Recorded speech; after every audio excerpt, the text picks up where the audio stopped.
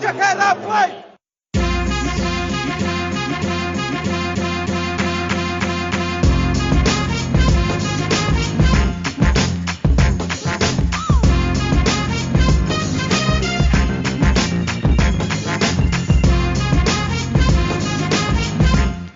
Pozdravljen, Jure, kako gre? Zdravo, Blaž, v redu, pa ti? Evo, kar v redu, no. Moram se kle na začetku zdaj upravičiti za prejšnji teden, res v službi je bilo grozno, grozno, ni bilo grozno, ampak mi je kar pojedlo ogromno časa in posledično mi ni uspelo posneti s tabo kofetkanja, tako da druga epizoda na vrsti danes in si spremljal šport med vikendom prejšnji teden, zdaj približno en teden se nisva slišala, kaj si kaj spremljal? Pa nekaj malega sem spremljal sem potop Barcelone proti PSG-ju in moram reči, da je bila kar zanimiva tekma, no. Ja, to bo tudi ena od današnjih tem.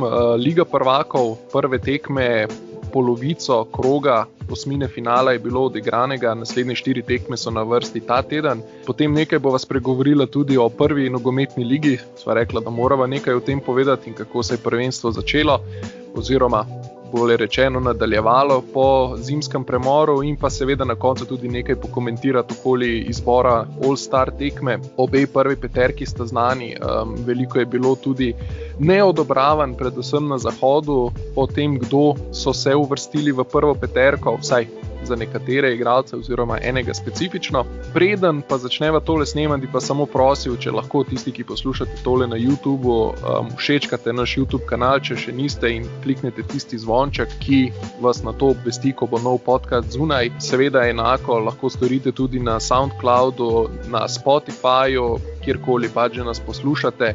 In seveda, če lahko všečkate tale posnetek na internetu, nažalost je tako, da so všečki, komentarji in podobne zadeve so glavno plačilo, ki ga lahko dobiš, in tudi vse te spletne platforme v tem podcaste rangirajo po tem merilu, tako da če si vzamete tisto sekundico in to storite, bi bilo zelo fajn. No, zdaj v bistvu tale zdrdrani formalni del je šel skozi. Zdaj pa, Jure, kaj, bi začela najprej z nogometom?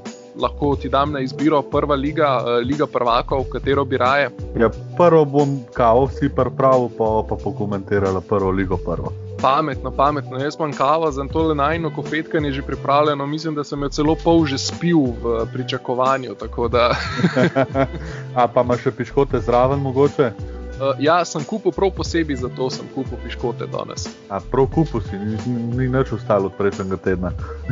Ne, v bistvu tiste, ki si mi jih ti prinesel prejšnji teden, so šli zelo hitro, ki so bili zelo dobri. Ok, v redu. Ne, začnemo s prvo ligo, ne? Ja, v bistvu zdaj so bili odigrani 3 krogi nadaljevanja po zimskem premoru prve lige in prišlo je že do spremembe na vrhu lestvice, kjer je Olimpija po 2 zmagah in 1 remiju prehitela Maribor, ki je na teh 3 tekmah vknjižil 2 remija in pa 1 poraz. Dejansko se je začelo kar zanimivo, no, tako bom rekel. Tudi, če samo pogledamo Olimpijo, zdaj, če smo že na vrhu lestvice, jaz osebno nisem pričakoval, da bodo igrali tako dobro, kot igrajo sedaj. Mislim, tako kot smo že od Olimpije navajeni, ponovno zimski prestopni rok, razprodaje ekipe oziroma ogromno odhodov, ogromno prihodov, ampak enostavno nekako se sestavijo. No, seveda ne smejo pozabiti, da je odletel še en trener, tako da je sedaj verjetno že, mislim, da je 105., 106. trener na klopi Olimpije, ampak enostavno se vedno nekako sestavijo. Kar fascinantno, no, če mene vprašaš. Ja, jaz se spomnim, da vem, kakšen let nazaj, ko je Denis Avdić v etru povedal, da pa Olimpiji se trenerji menjajo kot gate.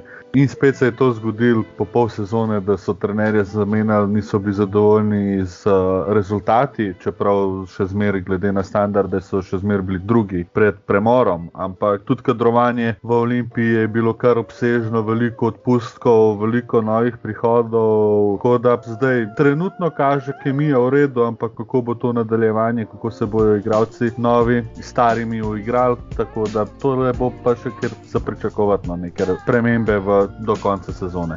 Ja, iz tega vidika se kar strinjam s tabo. Tudi recimo Maribor, ki je vsako leto en izmed glavnih, če ne glavni pretendent za naslov, zdaj le po tem zimskem premoru ne kaže nekih prepričljivih predstav. Mislim, se že rezultati sami zase to kažejo, ampak tudi na igrišču ne izgledajo pretirano dobro in recimo zanimivo je, da Maribor, Mura in pa Celje imajo v tem času oziroma po ponovnem zaštartu lige ene izmed najslabših rezultatov in kar je skupno tem trem ekipam je, da so vse tri oddelale priprave v Turčiji, kjer se je na koncu, ko so morali oditi domov, prišlo do, bom rekel, je nekdo prebodel ta korona mehurček in kar nekaj igralcev je moralo ostati tam v samoizolaciji oziroma so se morali v samoizolacijo prestaviti takoj po prihodu v domovino in posledično, ja, to vse lahko zelo vpliva na pripravo ekipe, kar pa se na koncu kaže tudi na igrišču in to je Olimpija sedaj na začetku. Olimpija namreč je priprave oddelala v Umagu, izkoristila in skočila na prvo mesto lestvice. Si spremljal kaj Domžale? Zdaj vprašam te samo zaradi tega, ker si Domžalčan in si mi dejal, da strastno navijaš za njih oziroma navijaš za vse domžalske ekipe, tudi če so še tako zelo slabe, čeprav Domžale trenutno so na 4. mestu, ampak si jih kaj spremljal? So ti všečna igra ali? Meni je nasplošno Domžale tako kot sam klub, tudi če ne bi bil fan, mi je všečen klub zaradi tega, ker imajo neke določene standarde. Pripeljejo par mladih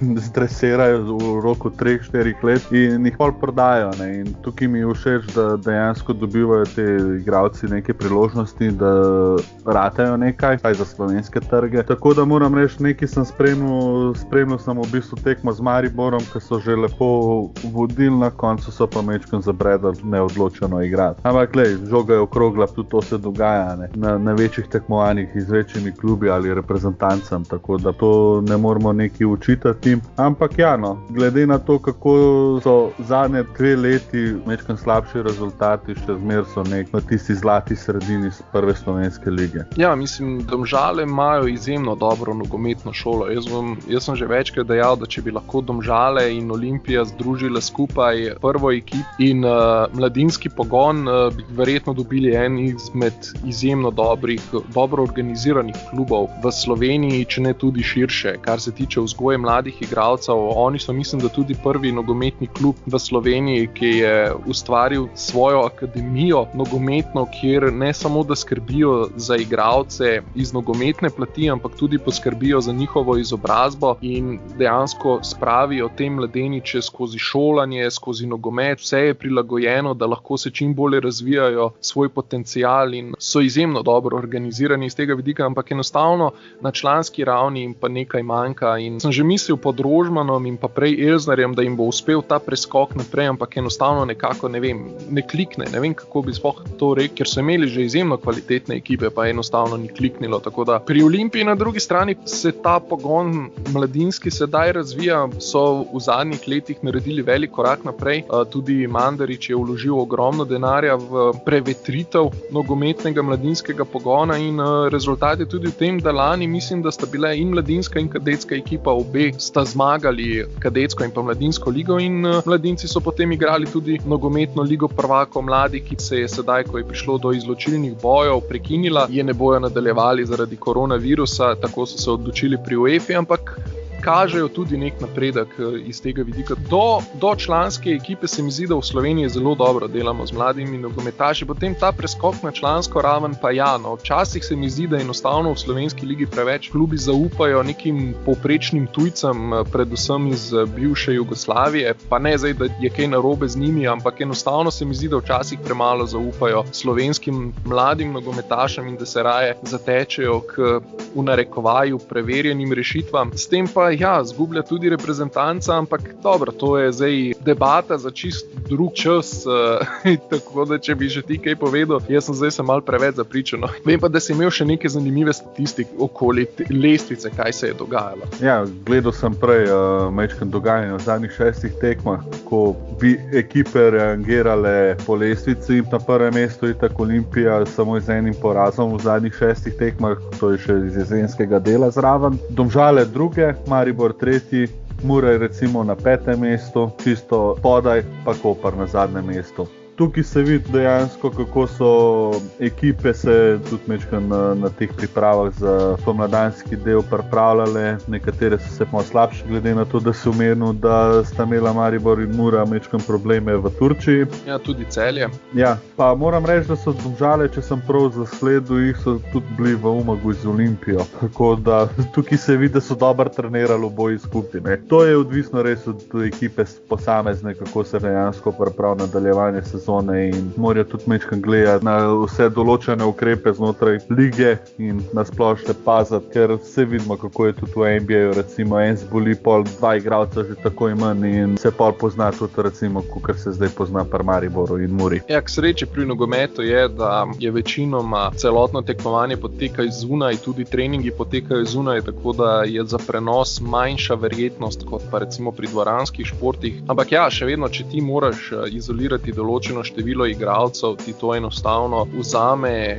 možnost taktične priprave, možnost izbire. Ne nazadnje pri Mariboru imajo tudi nekaj težav s poškodbami v zadnji vrsti in to se ti na koncu vse sešteje kot 1+1 je 2 in rezultat je pa tukaj. Jaz mislim, da do konca sezone bo Maribor igral še bistveno bolje, kot igra sedaj, ampak enako pa mislim, da lahko rečemo tudi za vse preostale ekipe, kajti sedaj bodo bolj v nekem kontinuiranem trenažnem procesu in razvijal se bo v bistvu tudi fizika bo napredovala, taktične zamisli bojo napredovale in zelo zanimivo prvenstvo mislim, da bo še do konca. Maribor enostavno lahko upa, da se ne bo Olimpiji odprlo prej kot njim in da ko se jim bo odprlo, da zaostanek ne bo prevelik, tako da bodo še vedno lahko ujeli Olimpijo oziroma, kot sem že dejal, da enostavno ne bo Olimpija se razvila njena igra pred njimi. Ampak ja, zelo zanimivo bo predvsem tudi v boju za evropske vozovnice, prva 4 mesta grejo potem naprej v kvalifikacije za Evropo in ja, ogromno ekip ima ambicije potem, tako da bi še kaj dodal ali preskočiva na Ligo prvakov. Pa dajmo mečkaj pokomentirati po to Barcelone. Si gledal v živo tekmo? Sem ja, nisem glih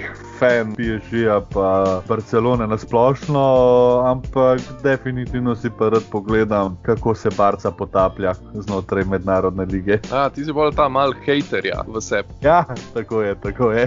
Ja, mislim, moram reči, da je bila izjemno zanimiva tekma, predvsem iz taktičnega vidika, če lahko mogoče tako rečem. PSG je dejansko uničil Barco v protinapadih. Mbappé je enostavno bil prehiter, pa se mogoče to sliši malo kičasto, ampak enostavno niso ga mogli loviti po celem igrišču in hat-trick proti Barceloni je uspelo redkim nogometašem. Nažalost, jaz sem upal sicer na nekoliko bolj izenačeno tekmo, čeprav realnih pričakovanj niti nisem imel, glede na to, da letos Barcelona ne blesti, imajo ogromno težav, enako pa tudi PSG, ne nazadnje so šele 3. v francoskem prvenstvu, ne zmagujejo kot po tekočem traku, tako kot smo bili navajeni prejšnja leta, zamenjali so tudi trenerja, Tuchla je zamenjal Mauricio Pochettino, ki goji nekoliko drugačen stil nogometa od Nemca, tako da te ideje tudi še niso prišle na plano in bodo verjetno prišle na plano šele prihodnjo sezono, ko bo imel možnost uigrati to ekipo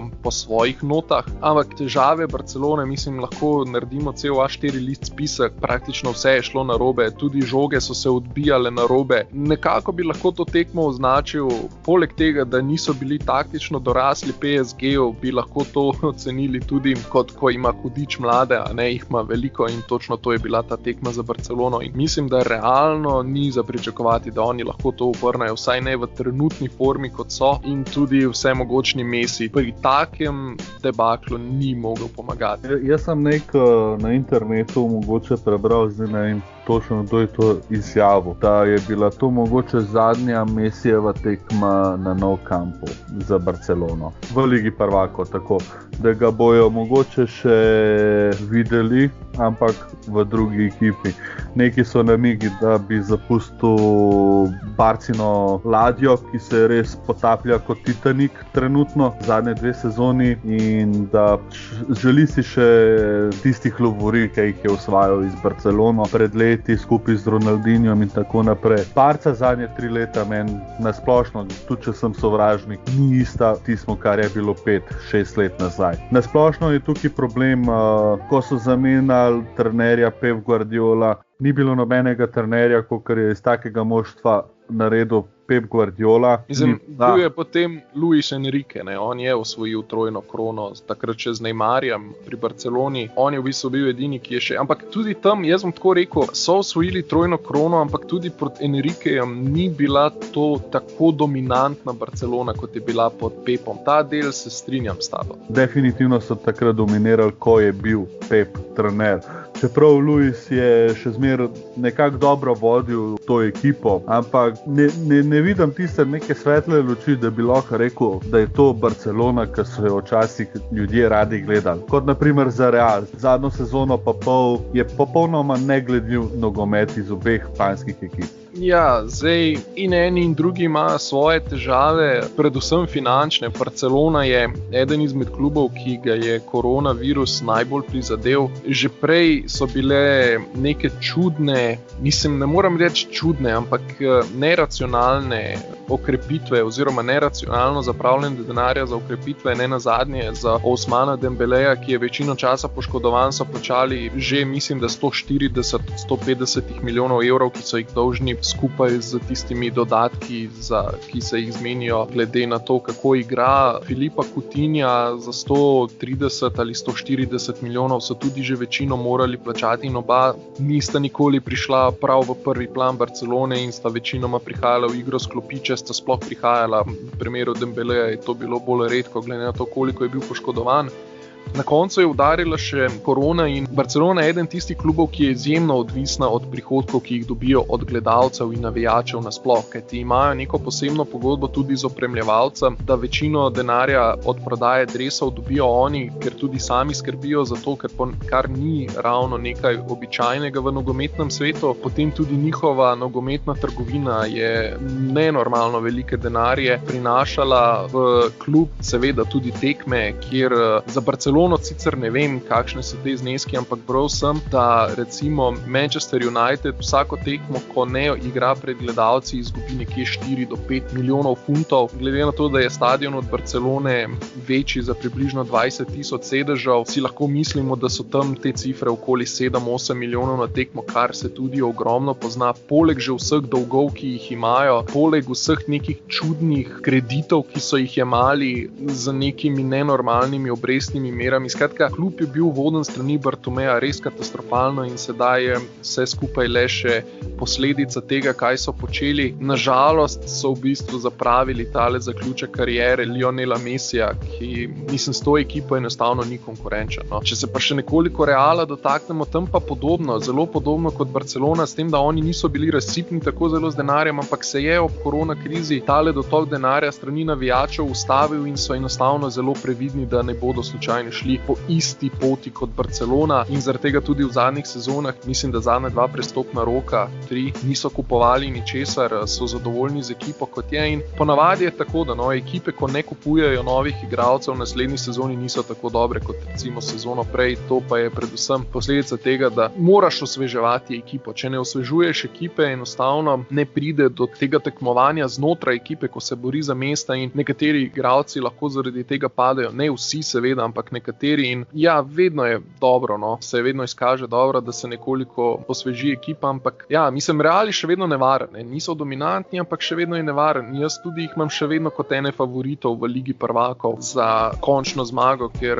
če komu lahko to uspe, je to Zidane že večkrat dokazal, oziroma če lahko tako rečem 3-krat zapored dokazal, da lahko tudi, če nisi ravno glavni favorit, na koncu osvojiš Ligo prvakov in ja, zdaj sem jaz spet imel en tak ogromen monolog, tako da nisi mogel me niti prekiniti, kot ti zdaj vračam besedo, Jure.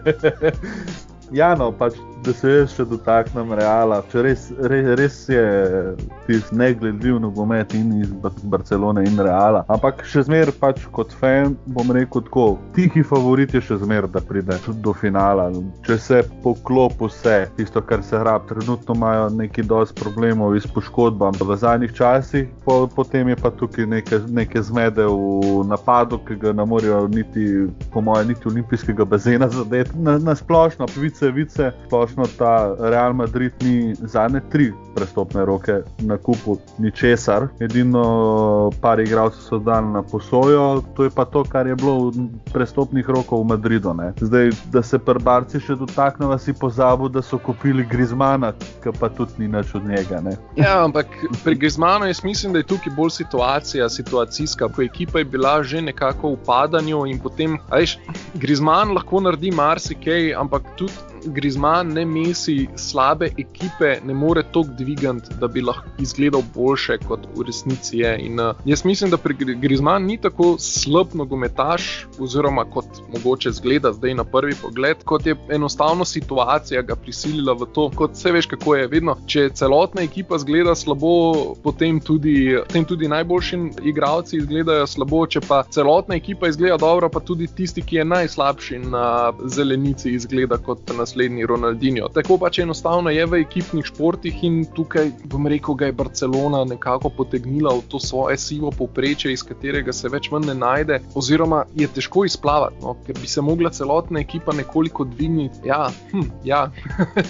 Ja, no, če smo že pri Ligi prvakov, moral pa tudi omeniti nekih senzacijo, ampak da je Porto doma premagal Juventus 2-1. Ja, Juventus letos pod Pirlom igra nekako toplo-hladno, no, kar jih jaz spremljam. Zelo težko bi ocenil, kaj je pri njih glavni problem.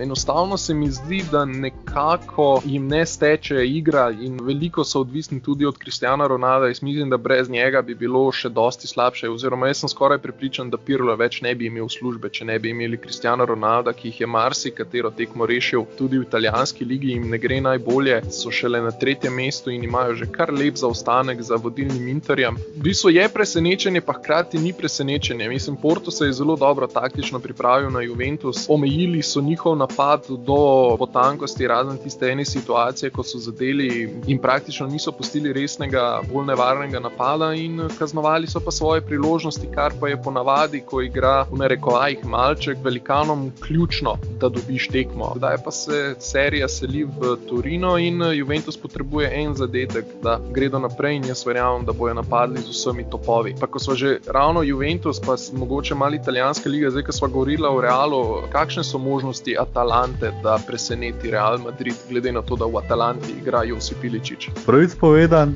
bi tako rekel, upam, da še zmeraj Real zmaga, čeprav prvošel pri Iličiću, da naredi, oziroma Atalanta z Iličićem naredi tisto piko na i, na splošno, kar bi lahko že lansko leto, ker je bila neka senzacija kluba, potem je pa ta korona kriza mečkam prekinila tekmovanja. Tukaj bom tako rekel, kot navijač Real Madrida, še zmeraj res pričakujem tisto, kar se od Reala pričakuje v Ligi prvakov in nasplošno v španski ligi. Pustimo se presenetati, ne. Žoga je okrogla, da tudi najboljše ekipe zgubljajo proti malo slabšim, čeprav še zmeraj vrhunskim ekipam. Ja, jaz mislim, da Atalanta igra stil nogometa, ki bo ustrezal Realu. Real, kljub temu, da navijači zahtevajo dominanco, pa i posest in tako naprej, vseeno se mi zdi, da je to ekipa, ki izjemno dobro deluje naproti napade in jaz mislim, da Atalanta igra stil nogometa, ki bo njim zelo ustrezal iz tega vidika. Še vedno mislim, da bo to izjemno zanimiva in težka tekma za oboje, ampak se mi zdi, da so obrambne slabosti Atalante, ki včasih malo preveč postaja odprta v obrambi, morda nekoliko preveč za ekipo, kot je Real Madrid, je pa po drugi strani Atalanti napad lahko izjemno nevaren in glede na to, da ima tudi letos Real nekaj težav v obrambni liniji, ja, znala Atalanta to izkoristiti, ampak jaz tudi mislim, da bo Real še vedno mislim, da tukaj favorit in jaz mislim, da na 2 tekmi, da bo Real šel naprej, ampak me pa tudi ne bi presenetilo, če bi Atalanta izločila Real že v osmini finala. Pogledava, ne, je tudi Liverpool padal proti Atalanti lansko sezono, preden se je pol tisto tekmovanje prekinilo. Ja, res je. Po 4 golih Iličića, ne. Res, mene je res Atalanta tako pozitivno presenetila na splošno zadnje 2 sezoni, da niti jih ne spremljam tako pogosto, mogoče kakšne highlighte pogledam, ampak kar se tiče tega z vidika napada, so res zelo nevarna ekipa in mislim, da taktično proti Realu morajo res tako igrati, ne vem, skoncentrirano v obrambi celih 90 minut, 2-krat, pa čupati naproti napade oziroma nek organiziran hiter napad pride do gola, glede na to, Realova obramba je skoraj podobna švicarskemu seru. Ja, ampak jaz mislim, da Atalanta se ne bo branila. Jaz mislim, da Atalanta bo šla v napad in Atalanta bo igrala svoj nogomet, ker to je filozofija Gasperinija in dvomim, da se bo za Real spremenila. Mogoče bodo nekoliko bolj defenzivni, to se strinjam, ampak mislim pa, da ne bodo čakali na protinapade. Mislim, da bo Real prej tisti, ki bo čakal protinapade kot Atalanta, ker enostavno Atalanta ne zna igrati defenzivno. Oni so ekspresivna ekipa, igrajo napadalen nogomet, filozofija trenerja je taka in tudi lani se je to pokazalo v izločilnih bojih, da od svoje filozofije ne odstopajo. Bomo videli, no, zna biti zanimiva tekma, no pa mogoče še za zaključek, preveč je vseh parov in ekip, da bi vse, ampak mogoče še ta drugi v bistvu derbi osmine finala med Atletikom in Chelseajem. Bi te vprašal, kaj se ti zdi tukaj? Ima Chelsea dovolj, da premaga Atletico, ki je letos zelo dober, ali je tukaj v bistvu Atletico za tebe favorit? Tukaj se pa težko odločam. Res, enostavno, čeprav bom še zmer mogoče potihom rekel, da je Atletico favorit tega para, ampak sta obe dve ekipi tako močni, bi se res težko odločil, no. Se kjerakoli bo šla naprej, je itak zasluženo, ne? Če bo dobra borba, tisto, kar bo prikazano na igrišču. Drugače pa iz vidika navijača Oblaka bi pa še zmer upal, da je Atletico tisti, ki bo daleč prišel naprej, no. Ja, jaz osebno dejansko mislim, da bo Atletico to tekmo dobil oziroma dobil ta par. Se mi zdi, da je Chelsea enostavno nekoliko premalo konkreten v napadu in da bi Atletico to znal kaznovati. Je pa res, da sedaj igrajo bistveno bolje pod Tuchlom, kot so prej igrali pod Frankom Lampardom. Tuchel je preverjen trenerski maček in mislim, da ta tekma bo v bistvu, mislim, da bistveno bolj izenačena kot kateri od drugih parov in tudi predstavljam si, da ne bo padlo veliko golov. Mislim, da bo tukaj en ali pa dva zadetka bota odločila ta par, ali bo to že na prvi tekmi ali bo to na povratni tekmi, bomo videli, ampak jaz močno dvomim, da bomo videli več kot recimo 3 zadetke vse skupaj na obeh tekmah. Lahko pa sej, nogomet je poln čudežev, lahko se zgodi marsikaj, ampak glede na naravo Atletika in pa glede na težave Chelsea z realizacijo, mislim, da je to čisto primeren zaključek, ki ga lahko dava, no, pri tej tekmi, da mislim, da več kot 3 gole na obeh tekmah ne bomo videli. Jaz mislim, da bo samo 1-0. Pa upam, da bo to za korist Atletika. Ja, upajmo dejansko, ja. No, zdaj, ko smo pa si omenili Slovenca Oblaka, mislim, da lahko z nogometom sedaj počasi zaključiva in preskočiva še enega Slovenca, ki mu je ponovno uspel izjemen podvig, tokrat v ligi NBA, All-Star Luka Dončić. Brznimo žogo čez lužo, pa mečkam pogledava tole situacijo, kako so navijači in trenerji in novinarji izglasovali prvo peterko obeh ekip. Trenutno gledano nič presenetljivega se ni zgodilo v prvi peterki, pričakovano, kateri so bili izbrani. Vesel sem tudi za Lukata, da je drugi zapored v prvi peterki, v 3 sezonah seveda, lahko tako rečemo. Skupaj z Luko bo kapetan LeBron James, Nikola Jokić, Kawhi Leonard pa Stephen Curry, na vzhodu bo pa kapetan Kevin Durant, skupaj z Giannisom, Joelom Embidom, Bradley Bealom in Kyriom Irvingom. Ja, izjemno zanimivi peterki in nič kaj pretirano presenetljivi. Se je pa vnel največji boj na internetu, kjer so predvsem Američani skočili v zrak, da Luka Dončić ne bi smel biti starter na All-Star tekmi, da bi to moral biti Damian Lillard. Ogromno je bilo gneva na ta račun zlitega po Luki, kako si v bistvu tega ne zasluži. In kako je tvoje mnenje o tem? Čistko te bom vprašal. Meni je nasplošno to neumno, kako se razburjajo, kar se tiče All-Star tekmi. Kdo je bil izbran v prvo peterko, pa kdo ni. Ne govorimo, da ni bil Lillard izbran v reprezentanco, ampak to je samo All-Star tekma, kjer se igra za gledalce, igra posvečena samo atrakcijam in napadu, ne pa tako obrambi. In ne vem, zakaj bi tukaj bilo kaj drugače, zakaj bi mogel biti Lillard tihti v spredju. Res neumen prepir se mi zdi, da je bil to. Je pa Luka Dončić rekel, da če bi jaz mogel zbirati, bi isto Lillarda postavil v prvo peterko pred seboj. Ja, namreč Luka Dončić je dobil drugi največ glasov na zahodu. Iz strani gledalcev je bil Luka po glasovih drugi, strani trenerjev tretji, pa iz strani novinarjev isto tretji. Lillard pa obratno. In glede na to, da tukaj gledajo, če je rezultat izenačen za prvo peterko, gledajo, kjer je bil više rangiran po votingu gledalcev. Ja, in zaradi tega je potem Luka prišel v prvo peterko, ampak recimo, če samo pogledamo nekoliko bolj konkretno številke, Dončić v tej sezoni dosega 29,1 točke ob 47,5% metu iz igre, 33,5 za 3, 8,6 skokov in 9,4 podaje. Na drugi strani Lillard v tej sezoni dosega 29,8 točk na tekmo, kar je nekoliko več od Luke, 45,1% met iz igre, kar je nekoliko manj od Luke, 38,4% met za 3, kar je pri trojki za 5% točk više od Dončića, kar je precej dobro. Pri tem pa prispeva še 4,4 skoke, kar je manj kot Luka Dončić, in 7,7 podaje, kar je tudi manj kot Luka Dončić. Še ena stvar, ki je pa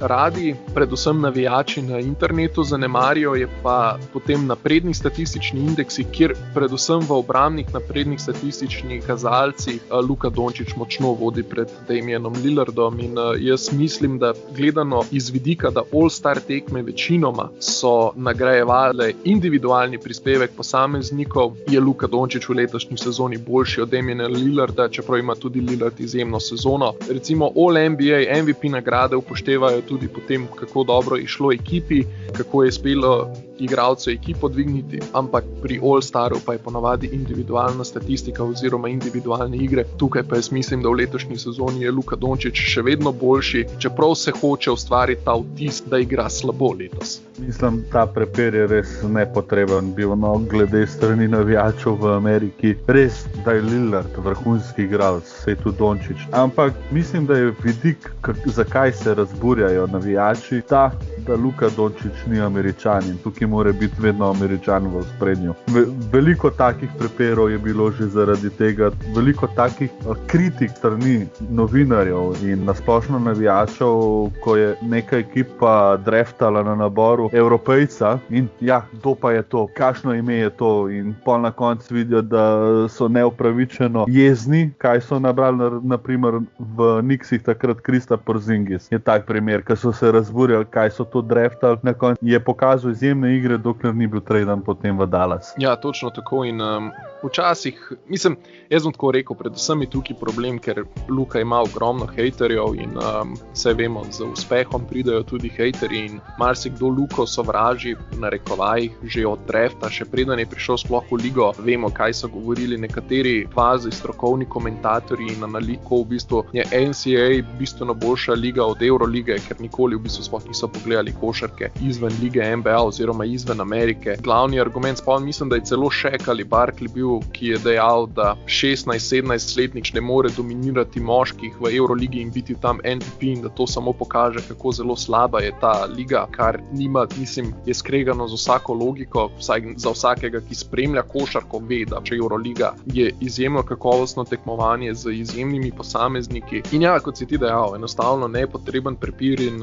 mislim, da tudi neosnovan v končni fazi. Damian Lillard bo brez dvoma All-Star, jaz mislim, da to sploh ni vprašanje. Stavno nažalost je pa samo 5 startnih položajev in nekdo mora izviseti, in zdaj, če je to bil Damian Lillard, drugo leto bo pa to morda Luka Dončić. To, kar si omenil, ta rent, to je bil Barkley, ki je rekel, da kako je lahko 17 let MVP sezone, MVP finala, kako more biti slaba liga, da je pa potem rezultat tak, ker je bil takrat isto sezono v Real Madridu Luka Dončić. Veliko takih kritikov iz strani vseh novinarjev nasplošno v Luki je, da je evropska košarka slaba in da kako je lahko Luka Dončić tako dominiral v taki slabi ligi, ne? In potem, ko pride v NBA, še bolj dominira, kot je takrat v Real Madridu zadnjo sezono. Je pa res, da ima Luka Dončić veliko fanov v Sloveniji in tudi v Ameriki, tisti, ki lahko glasujejo, plus je verjetno še kje drugje po svetu, ne samo v teh dveh državah. Njegove igre, pa tudi če ne bi bil Slovenc, mi je pa Luki najbolj to všeč, kako je on na parketu ves nasmejan, uživa v igri, je srečen, da lahko počne tisto, kar mu je res pri srcu.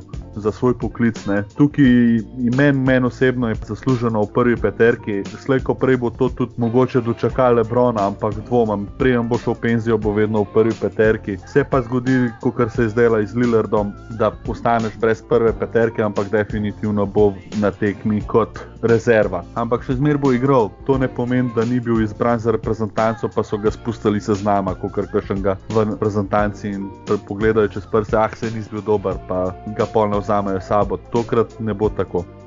Ja, točno tako in mislim, da sva bila midva kar obsežna danes, mislim, da bi lahko kar zaključila na tej točki. Hvala ti, Jure, da si vzel čas, sva tole nekoliko podebatirala. Žal mi je še enkrat za prejšnji teden, no. Ni sploh panike, kar se tiče. Bomo probali, če imamo itak vsi čas, bo še kaj posnela. Res se moramo uskladiti, saj imamo vsi svoje hobije, šihte, tako da to je najmanjši problem. Ja, se slišiva naslednji teden. Sej, kave mi je pa tudi v tem cajtu že zmanjkalo. Tako da bom rekel, da je bilo kar uspešno kofetkanje. Glede na to, kako sva debatirala, je meni že pri Ligi prvakov zmanjkalo.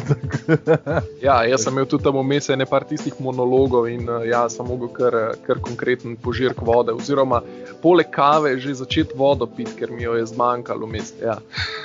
Ja, neč, naslednjo kofetkanje pol čez en teden. Prihodnji teden. Do takrat ne pozabite všečkati našega YouTube kanala, Spotifyja, Soundclouda, ne pozabite tudi naših socialnih omrežij Košarka NBA Slovenije na Facebooku, Košarka_NBA_Slovenija na Instagramu in pa seveda ne pozabite tudi na Discord, nas je kar veliko tam, redno debatiramo, tako da če vam kdaj zapaše kakšna debata o košarki, lahko pridete k nam na Discord, ogromno sogovornikov boste našli in to je to. Hvala, Jure, in lepo bodi. Hvala tebi, Blaž, adijo. Ajde.